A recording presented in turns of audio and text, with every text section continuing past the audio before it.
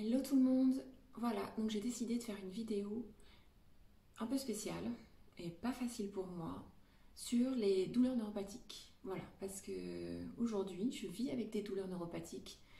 Elles me dérangent, elles me gênent, mais elles m'empêchent pas de vivre et j'ai appris à vivre avec. Donc voilà, donc c'est une vidéo dans laquelle j'ai envie de vous raconter ce qui m'est arrivé et j'espère vous aider si vous êtes dans le même cas que moi avec des douleurs, que ce soit neuropathiques ou autres, ou même chroniques, dans le sens où il est possible aujourd'hui de vivre avec ces douleurs-là en les acceptant et en les travaillant pour obtenir un équilibre et une forme de bien-être, j'ai envie de dire, pour vivre notre quotidien et créer des moments de bonheur et de liberté et d'indépendance malgré les douleurs, quelles qu'elles soient en fait. Par quoi je commence? Je vais commencer par vous raconter comment j'en suis arrivée à vivre avec des douleurs neuropathiques. Donc pour ma part, c'est arrivé suite à un accident de travail. À l'époque, c'était en 2018 et je travaillais à la centrale nucléaire de Nogent-sur-Seine en tant que chargée d'accueil nucléaire. Et pour le coup, pour pouvoir accéder à mon bâtiment et mon guichet, là où se situe actuellement l'accueil, on doit passer par des portes coupe-feu. Et pardon, voilà. Donc je suis encore trauma sur les portes coupe-feu parce que ça pèse 300 kilos et parce que ça m'a blessée et ça m'a blessée à vie. Alors il est possible que je rature un peu quand je parle et que je sois un petit peu encore sous les émotions quand j'explique tout ça. Donc porte coupe-feu, à peu près 300 kilos je pense, et avec une ouverture électrique et un accès avec des procédures au niveau de la centrale parce que c'est haute sécurité, c'est hyper dangereux, on parle du nucléaire, on travaille dans le nucléaire. Et donc pour le coup, pour pouvoir accéder à nos bureaux, on doit passer dans un sas et ouvrir et fermer des portes spécifiques qui nous permettent d'être en sécurité au sein de la centrale. Donc je vais travailler le matin, j'y vais à 7 heures le matin normalement, et là quand je passe ces grosses portes blindées, j'y vais rapidement et je passe et je vais pour refermer cette porte qui pèse très très lourd, et au moment où je la ferme et que je la tire vers moi, mon pied glisse un peu en fait finalement. Et j'ai mon gros orteil qui reste coincé entre la porte que je rabats sur la porte qui était, elle restait comme ça. Et donc là, clac. Donc là, mon pied reste comme ça, puisque de toute façon, je n'ai pas la possibilité de la rouvrir, étant donné que c'est sécurisé et électrique.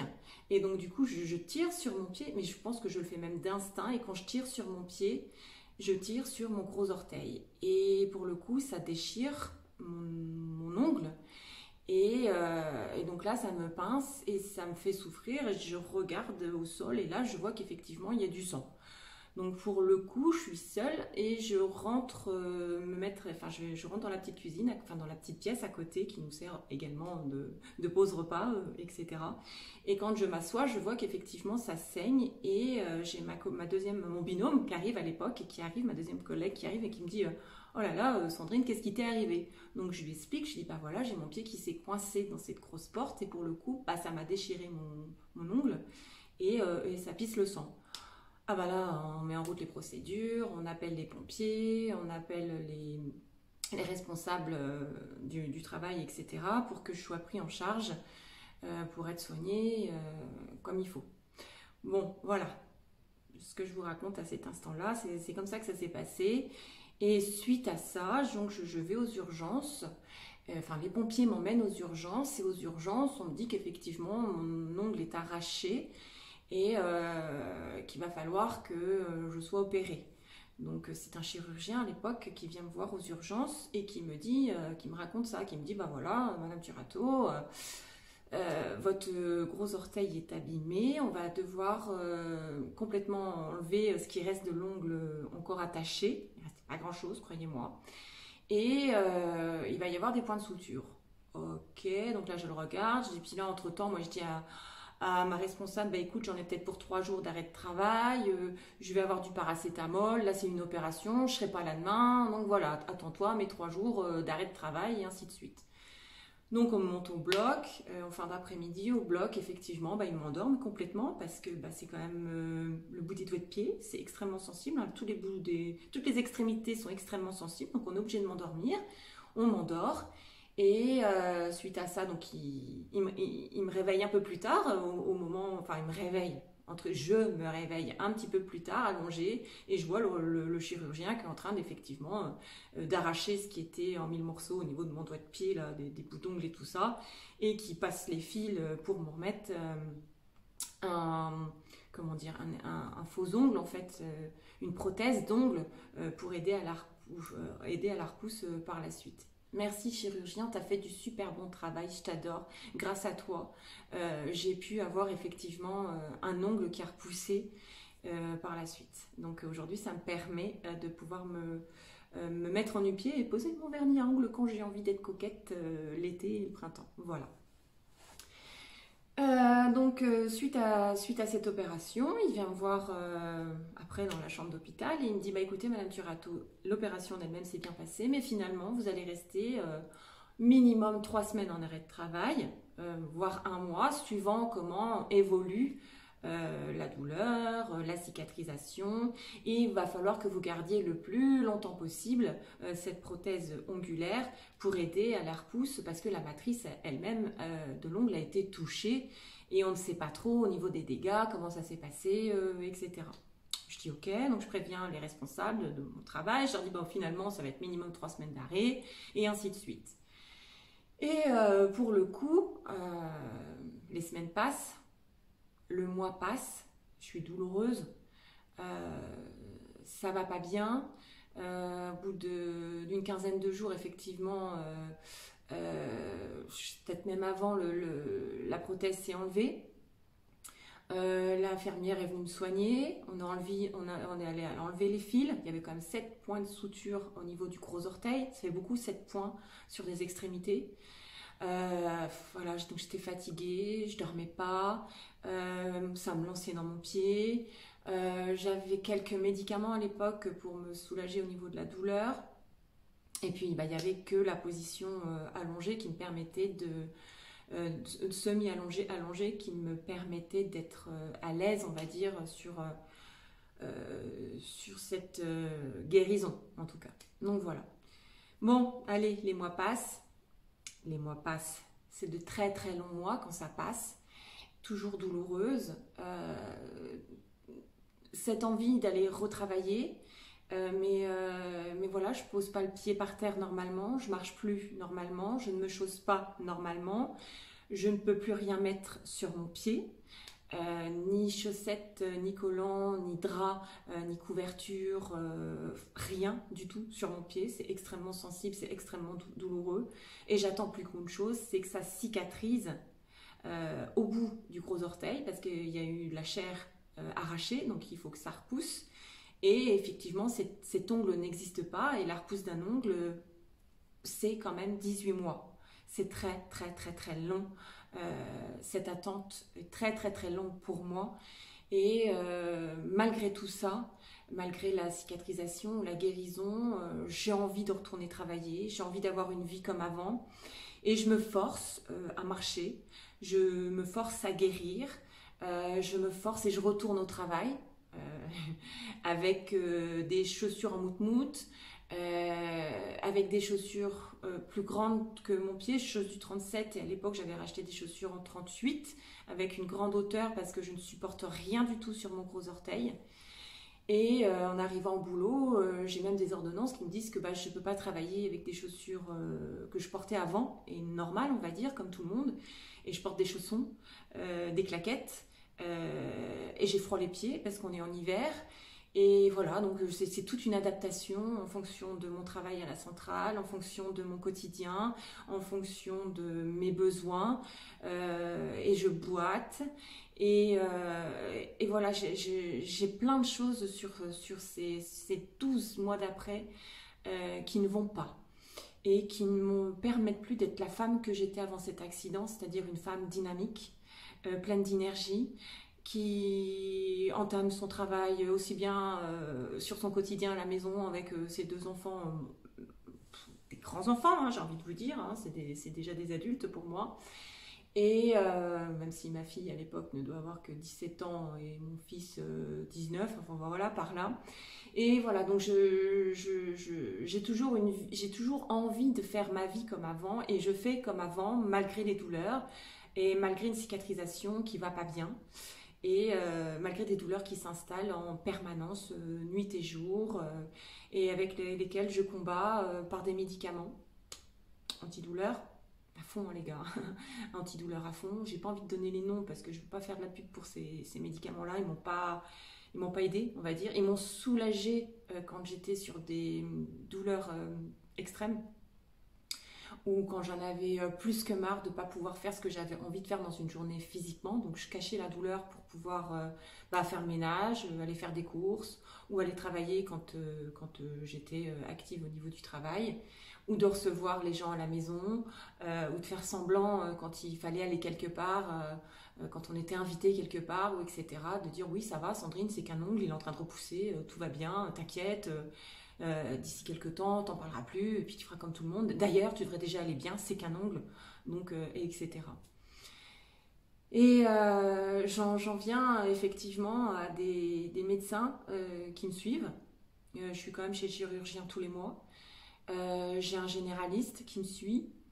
J'ai une podologue, pour le coup, que j'ai adorée et qui m'a suivie également. Voilà, donc j'ai fait en sorte de voir même plusieurs chirurgiens pour avoir des avis différents. Je suis allée voir une rhumatologue. Voilà, dans tous ces 18 mois-là, j'ai combattu avec tout ce que je connaissais en médecine générale, on va dire.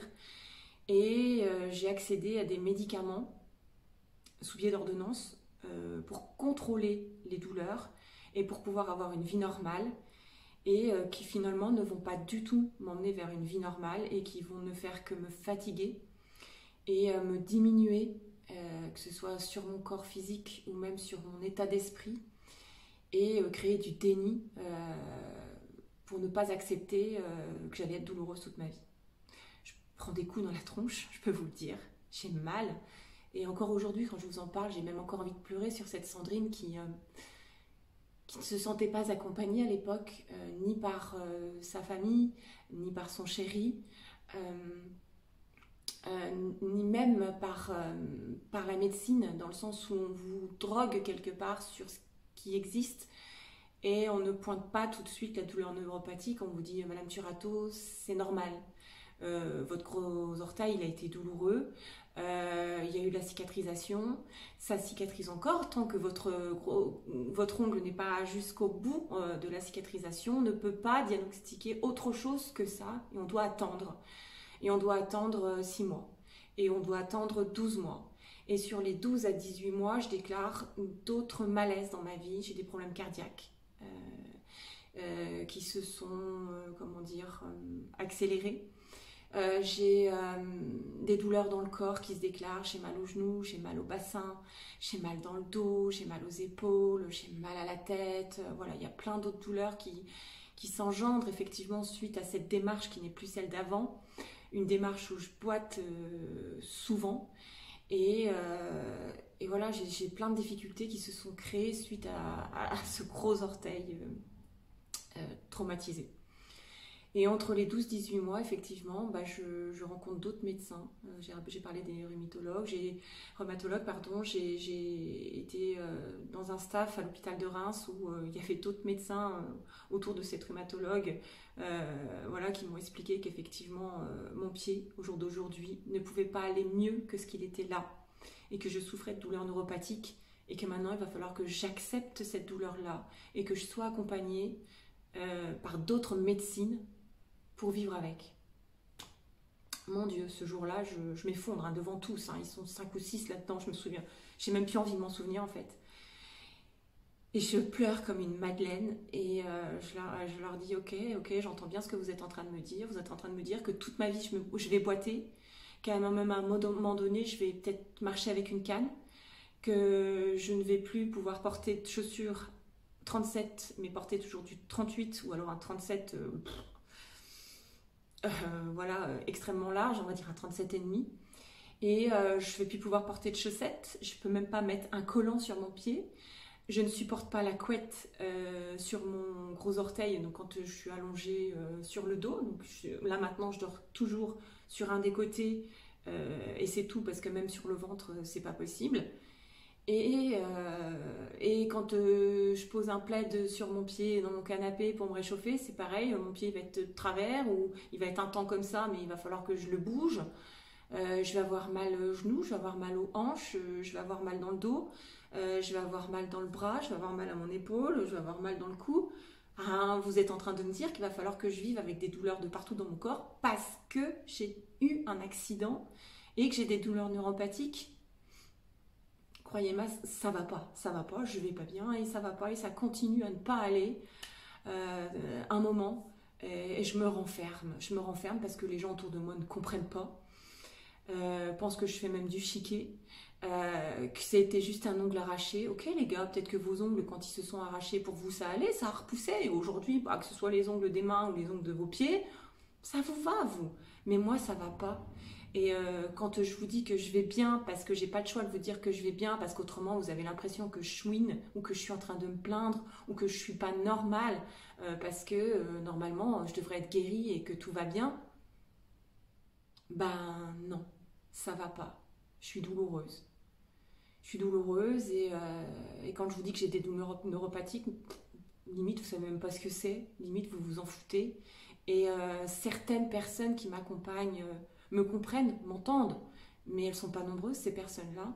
C'est à l'époque toutes mes collègues de travail qui m'accompagnaient, c'est avec tous les médecins qui m'entourent, qui m'accompagnent. Et la preuve, hein, j'ai un dossier complet avec moi voilà, que je garde. Et dans ce dossier, il y a tout, il y a mes ordonnances, il y a des résultats d'examen. Voilà, c'est blindé de papier, c'est blindé de documents. Voilà, j'ai tout là-dedans. J'ai tout là-dedans. J'ai tout gardé, j'ai les échos, j'ai les IRM, voilà, j'ai le kiné, j'ai tout ce que j'ai fait pendant 18 mois, même un peu plus, pour pouvoir accéder à une bonne santé et être comme avant, on va dire, pour pouvoir vivre correctement. Donc si un jour j'avais à donner quelque chose à quelqu'un, c'est là les gars. Il n'y a pas de problème, j'ai tout gardé. Et voilà, et donc je les compte sur... Je les compte, ces personnes-là, et elles comptent aujourd'hui encore dans ma vie. Elles sont dans mon cœur, même si je ne les ai pas toutes autour de moi aujourd'hui. Mais à l'époque, j'avais toutes les filles qui étaient avec moi à la centrale quand je travaillais, qui m'ont soutenue, qui m'ont aidée, qui m'ont portée. Voilà, je les aime tellement ces femmes-là. Elles m'ont soutenue, elles m'ont tellement donné dans toutes les difficultés que je vivais à l'époque, que ce soit à la centrale ou sur mon lieu de travail, ou même dans ma vie de famille, dans ma santé. Voilà, elles m'ont, mon Dieu, mais elles m'ont chouchouté, et etc.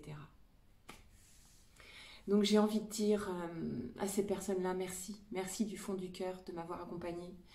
Et j'ai envie de vous dire aussi que grâce à vous, ce chemin-là, jusqu'à ce que j'ai cette rupture de travail, parce que j'étais obligée d'arrêter mon travail hein, au bout d'un certain temps, 2020, de 18 à 2020, voilà, j'ai été à la centrale avec les arrêts de travail. Mais en 2020, j'ai fait une rupture de travail conventionnelle et j'ai quitté mes collègues euh, avec tristesse quelque part, parce que ben voilà, ça fait partie de ma vie, elles ont fait partie de ma vie. Et j'aimais mon travail, j'aimais être avec elles, j'aimais ce que je faisais. Et c'est cet accident et c'est ces douleurs neuropathiques qui m'ont pas permis de continuer et d'être encore avec elles aujourd'hui. Mais vous êtes dans mon cœur, les filles, et vous y serez jusqu'à la fin, quoi, tout le temps. Et je vous remercie pour tout ce que vous m'avez donné et apporté à l'époque. C'était énorme ce que vous avez fait pour moi. Voilà. Alors, donc, douleurs neuropathiques, verdict, et des douleurs neuropathiques périphériques, parce qu'on parle des extrémités et des extrémités du nerf et du gros nerf qui ont été touchés à cette époque-là, parce que pincés dans cette grosse porte et abîmés pour la vie. Donc voilà. Alors, qu'est-ce que c'est que les douleurs neuropathiques périphériques? Pour moi, personnellement, hein, je ne suis pas docteur, je ne vais pas mettre des mots de médecin là-dessus. Vous irez chercher ça ailleurs si vous ne connaissez pas.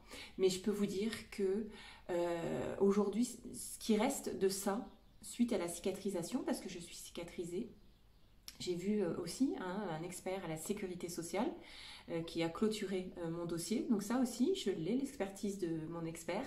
Gentil comme tout, voilà, à l'époque, il m'a dit, écoutez, Madame Turato, effectivement, vous souffrez de ça, ça, ça, donc vous allez bénéficier d'une certaine somme d'argent suite à cette clôture de cette mise en place, hein, voilà, donc ça, c'est un des noms spécifiques, etc. Pareil, c'est quelque chose que je laisse un petit peu de côté. J'ai pas envie de me souvenir de tout, mais je sais que je suis partie avec, suite à ça, avec cet expert-là, avec une fermeture de dossier à la sécurité sociale, avec une cicatrisation, avec un handicap. Voilà, parce que je suis handicapée quelque part, suite à ces douleurs-là. Et il m'a dit clairement, il va falloir changer de travail. Le mieux pour vous, ce serait un travail, comment dire, à la maison, en présent, voilà, enfin quelque chose de qui me permet d'être à l'aise physiquement, sans être toujours dans la même posture, parce que ça je peux plus. Et ça va être de la position adaptée, on va dire. Donc il va falloir que je trouve soit un travail adapté à moi et mon handicap, ou soit créer un travail dans lequel je vais pouvoir m'adapter et vivre avec ce travail-là, ou plus du tout travailler d'ailleurs, hein. J'aurais pu, mais c'est pas le cas. Voilà. Et donc ces douleurs neuropathiques, aujourd'hui je les vis comment? Je les vis en m'accompagnant, effectivement, avec de la médecine douce, et j'ai complètement arrêté la médecine traditionnelle ou les médecins avec généralistes, etc. Je ne prends plus du tout d'antidouleurs. J'ai plus besoin d'ordonnance pour aller chercher des antidouleurs. Je gère différemment quand j'ai des crises, parce que j'ai des crises occasionnelles, suivant ce que je vais faire dans une journée ou dans une semaine. Je vais déclarer des douleurs, et c'est à ce moment-là que je vais m'accompagner avec de la médecine douce, entre guillemets. Donc pour moi aujourd'hui, ça va être par le biais de mon channeling et le magnétisme et mes médecins du ciel qui m'accompagnent toujours, et toute mon équipe de lumière, hein, c'est comme ça que j'aime bien les appeler, parce que voilà, je suis Chanel et que j'ai la possibilité de pouvoir gérer mon corps physique avec tout mon petit monde qui m'accompagne pour pouvoir savoir quelle forme de médecine douce je vais mettre en place pour pouvoir me faire du bien quand je vais pas bien à cause de mes douleurs neuropathiques. Donc ça va être des fourmillements dans mon gros orteil, ça va être des douleurs dans ma cheville, ça va être des douleurs sur tout mon côté droit, hein, du gros orteil jusqu'en haut, voilà, au niveau du coude, à ce niveau-là, dans le cou, vraiment jusqu'ici, où je vais être douloureuse parce que j'aurais marché un peu plus que d'habitude, ou parce que je serais restée trop longtemps sur une position, ou parce que j'aurais travaillé plus que d'habitude, ou parce que j'aurais fait peut-être plus de ménage que d'habitude, parce que j'aurais fait de la marche un peu plus longtemps que d'habitude, ou parce que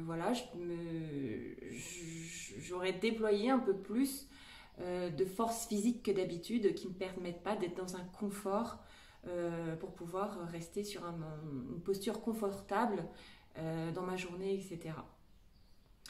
Donc ça va être aussi des picotements, ça va être des fourmillements qui vont me remonter dans la jambe.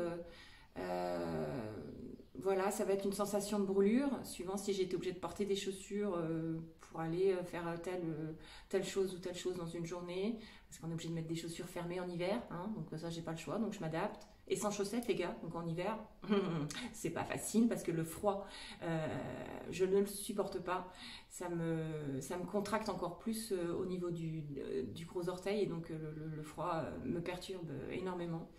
Donc ça va être aussi suivant les saisons. Donc je sais que dès qu'il va y avoir l'automne, l'arrière-saison où il va commencer, enfin sur la fin de l'automne, où ça va être l'hiver. Donc là, je vais rester plus souvent à la maison, parce que je supporte pas le froid, je supporte pas l'humidité.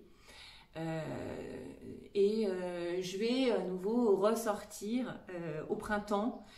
Voilà, au mois de mars, je sais que il va commencer à faire meilleur, où je vais avoir un peu moins froid aux pieds et dans mon corps. Donc là, je vais pouvoir remettre après les petites chaussures, etc. Ou même mettre les nu-pieds ou alors les baskets d'été.